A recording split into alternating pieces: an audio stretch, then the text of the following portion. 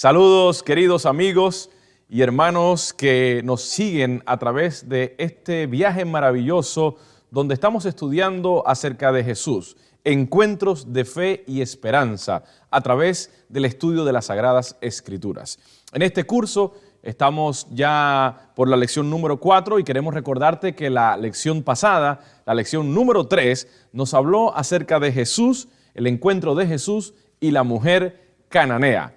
Pero ahora seguimos en estos encuentros de fe y esperanza. Hoy estudiaremos la lección número 4, Jesús y las 10 vírgenes. Así que acompáñame para que juntos podamos tener hoy un encuentro con Jesús a través de su palabra, a través de esta parábola hermosa que se registra en Mateo capítulo 25, versículos 1 al 13. Pero antes de ir a la lectura, quiero invitarte para que me acompañes con una oración. Oramos. Querido Dios y Padre, gracias te damos por el privilegio que nos das de acercarnos a ti, de conocer más de ti acerca de tu santa palabra. Queremos rogar que tu presencia a través del Espíritu Santo esté con nosotros y nos puedas dirigir en este estudio. En el nombre de Jesús lo pedimos. Amén. Vamos a ir a la palabra de Dios. Allí en el libro de Mateo, Evangelio según San Mateo, el capítulo 25, se registra la parábola conocida como la parábola de las 10 vírgenes. Y vamos a leer. El versículo 1 dice: entonces el reino de los cielos será semejante a 10 vírgenes que tomaron sus lámparas, salieron a recibir al esposo. 5 de ellas eran prudentes y 5 insensatas. Las insensatas tomaron sus lámparas, no tomaron consigo aceite, mas las prudentes tomaron aceite en sus vasijas, juntamente con sus lámparas. Y tardándose el esposo, cabecearon todas y se durmieron. Continúa el versículo 6 diciendo: y a la medianoche se oyó un clamor: aquí viene el esposo, salid a recibirle. Entonces todas aquellas vírgenes se levantaron y arreglaron sus lámparas. Y las insensatas dijeron a las prudentes: dadnos de vuestro aceite, porque nuestras lámparas se apagan. Mas las prudentes respondieron diciendo: para que no nos falte a nosotras y a vosotras, id más bien a los que venden y comprad para vosotras mismas. Pero mientras ellas iban a comprar, vino el esposo, y las que estaban preparadas entraron con él a las bodas y se cerró la puerta. Después vinieron también las otras vírgenes, diciendo: Señor, Señor, ábrenos. Mas él, respondiendo, dijo: de cierto os digo que no os conozco. Y el versículo 13, que es realmente el mensaje central de esta parábola, dice: velad pues, porque no sabéis el día ni la hora en que el Hijo del Hombre ha de venir.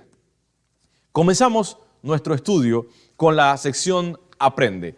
Puedes acompañarme en este momento en tu manual de encuentros de fe y esperanza en la página 18 para entrar en la sección de las preguntas y respuestas.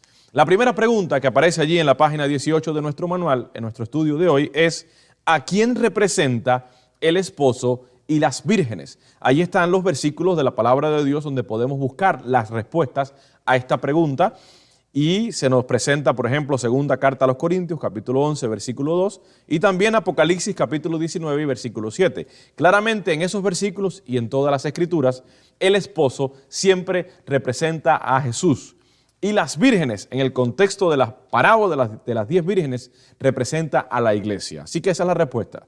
¿Quién es el esposo? ¿O en quién está representado allí? ¿Quién está representado allí? Jesús. ¿Quiénes estamos representados en las 10 vírgenes? Todos nosotros, la iglesia. Recordando siempre que la iglesia eres tú, soy yo. Muy bien, la segunda pregunta: ¿cuántos grupos de personas están representados en este relato y a qué se debe la diferencia? Bueno, en esta historia, claramente, ya leímos la parábola, hay 2 grupos de personas. 5 vírgenes que eran conocidas como prudentes y 5 vírgenes que eran conocidas como insensatas o fatuas. ¿En qué se diferencian? Dice la parábola claramente, ya lo leímos, en que 5 de ellas, las prudentes en este caso, tomaron sus lámparas, pero también tomaron aceite suficiente para mantener sus lámparas encendidas.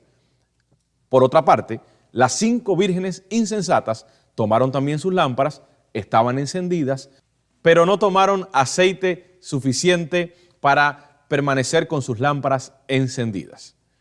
La siguiente pregunta, la pregunta número 3, dice lo siguiente: ¿qué representa la venida del esposo en el relato de las 10 vírgenes? Claramente, la venida del esposo significa la segunda venida de Jesús en gloria y majestad. Tanto aquí, en los versículos 6, 13 y 31 de Mateo capítulo 25, como en otros muchos lugares de la Biblia, se presenta siempre la venida del esposo como la segunda venida, el cumplimiento de la segunda venida de Jesús en gloria y majestad. La siguiente pregunta, pregunta número 4, ¿qué dijo Jesús referente a la venida del Hijo del Hombre y cuántos grupos de personas estarán presentes y a qué se debe la diferencia? Bueno, aquí hay 3 preguntas en una y se nos envía a diferentes lugares en Mateo capítulo 25 para encontrar las respuestas. Versículos 31 al 33, versículos 3 y 4 y versículos 34 al 45. Todos en Mateo capítulo 25. ¿Qué dijo Jesús referente a su venida, a la venida del Hijo del Hombre? Que el Hijo del Hombre vendrá cuando nadie lo espera. ¿Cuántos grupos de personas estarán presentes? En todas las parábolas, junto con la parábola de las 10 vírgenes, se habla siempre de 2 grupos. No hay 3 grupos. No hay término medio, mi querido hermano, mi querido amigo. Tú tienes que tomar una decisión por Jesús, porque solamente siempre han existido 2 grupos y al final de los tiempos estarán presentes 2 grupos, los que aceptaron a Jesús y los que no aceptaron a Jesús. También la siguiente pregunta, pregunta número 5, ¿quién sabe cuándo será la venida del Hijo del Hombre?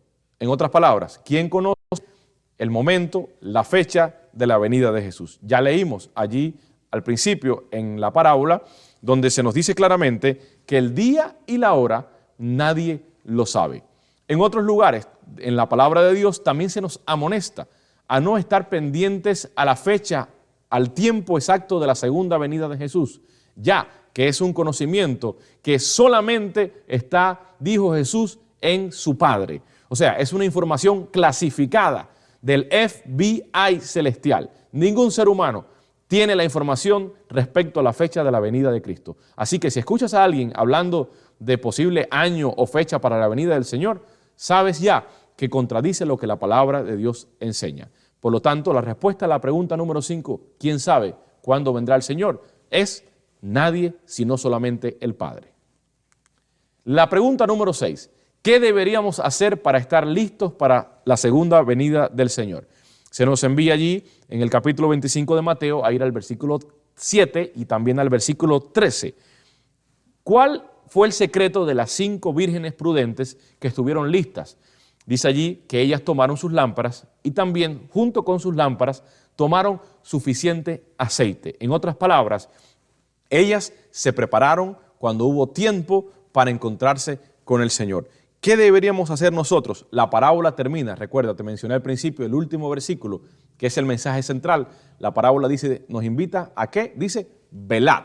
Velad porque no sabéis. No sabemos la fecha de la venida del Señor, por lo tanto tenemos que velar. ¿Qué significa velar? En el contexto de la parábola de las 10 vírgenes, significa tener nuestras lámparas encendidas y tener el aceite que representa, simboliza la presencia de Dios en mi vida a través del Espíritu Santo.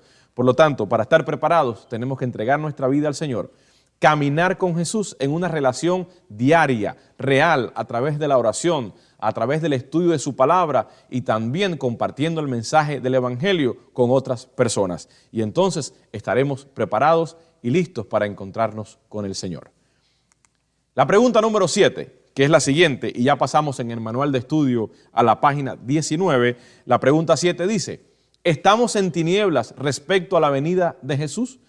Aunque no sabemos el día, ni la hora, ni la fecha, porque ya lo vimos en la palabra de Dios, allí se nos envía a la primera carta de Pablo a los tesalonicenses, capítulo 5, los versículos 1 al 4.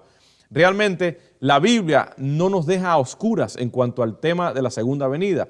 Se nos presenta el tiempo profético, se nos presenta el cumplimiento de señales que nos van diciendo que la venida del Señor se acerca.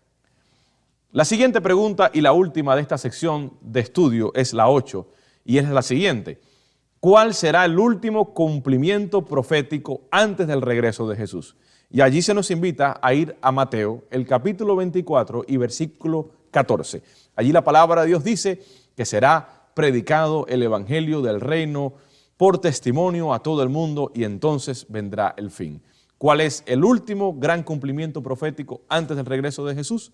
La predicación del evangelio. Hoy día, la predicación del evangelio ha llegado a lugares en nuestro planeta donde nunca antes soñamos.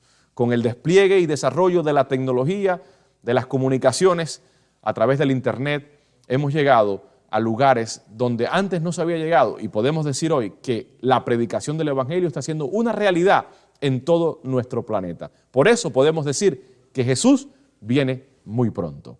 Querido amigo y hermano, hoy es el momento para que tú tomes tu decisión.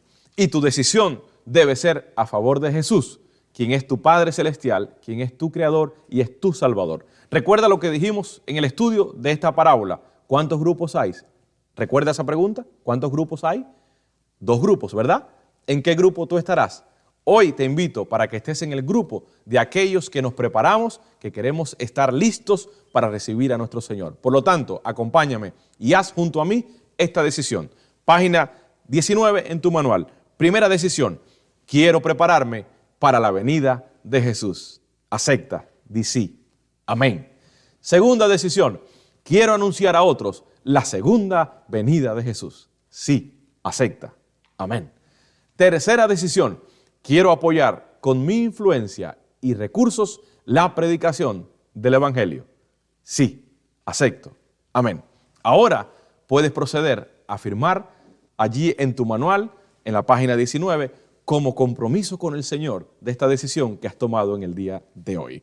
Allí también, en la siguiente sección, se nos invita a aplicar los conocimientos. Hay una cita que podemos leer. Yo no la voy a leer en este momento porque te voy a dejar algo de tarea. Puedes leer allí en tu casa esta cita que nos ayuda a aplicar la lección a nuestra vida. Finalmente, yo quiero invitarte para que hoy tú tomes tu decisión por Jesús. Entrégale tu vida a Jesús. El Señor viene pronto. La palabra de Dios así lo dice. Hemos visto las señales. Y nosotros hoy todavía tenemos el tiempo para prepararnos, acercarnos, tomar nuestras lámparas, llenarnos del aceite, que es la presencia de Dios en nuestras vidas. Por eso, hoy todavía hay tiempo y esperanza. Yo siempre pregunto cuando hablo de la parábola de las 10 vírgenes, ¿qué era lo que necesitaban las 5 vírgenes insensatas en aquel momento? Casi siempre me responden aceite. Pero si volvemos a leer cuidadosamente la parábola, nos damos cuenta que no era aceite lo que necesitaban. Dice la parábola que ellas fueron a comprar aceite y regresaron. Al parecer encontraron el aceite. El problema mayor era que ya no había tiempo. El tiempo se había terminado porque el novio ya había regresado y ya las cenas habían comenzado, la boda y las puertas habían sido cerradas. Probablemente nosotros pensamos siempre va a haber tiempo, pero un día el tiempo no será más. Hoy es el tiempo. Entrégale tu vida al Señor hoy. Llena tu aceite con el Espíritu de Dios, que es la presencia de Dios en tu vida, y prepárate para encontrarte con el Señor. Allí donde estás, acompáñame y juntos vamos a hacer esta oración de entrega y de compromiso al Señor. Oramos. Querido Dios, nuestro Padre, tu palabra nos enseña, Señor, que tú vienes muy pronto. En esta ocasión, abrazamos esa verdad en nuestra vida, aceptamos que tú nos llamas, que nos quieres salvar y que nosotros tenemos que responder y tenemos que prepararnos para el encuentro contigo. Señor, recibe nuestras vidas.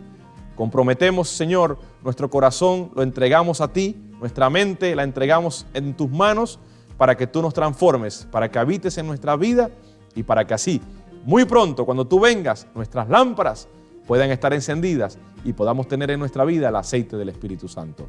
Gracias, Padre. Bendice a cada uno de tus hijos que está estudiando estas lecciones maravillosas. Lo pedimos todo en el nombre de Jesús. Amén. Gracias. Que Dios te bendiga. Y quiero invitarte al terminar para que continúes estudiando este maravilloso manual, Encuentros de Fe y Esperanza. Nos volveremos a encontrar en la próxima lección, lección número 5. Hasta entonces, Dios te bendiga.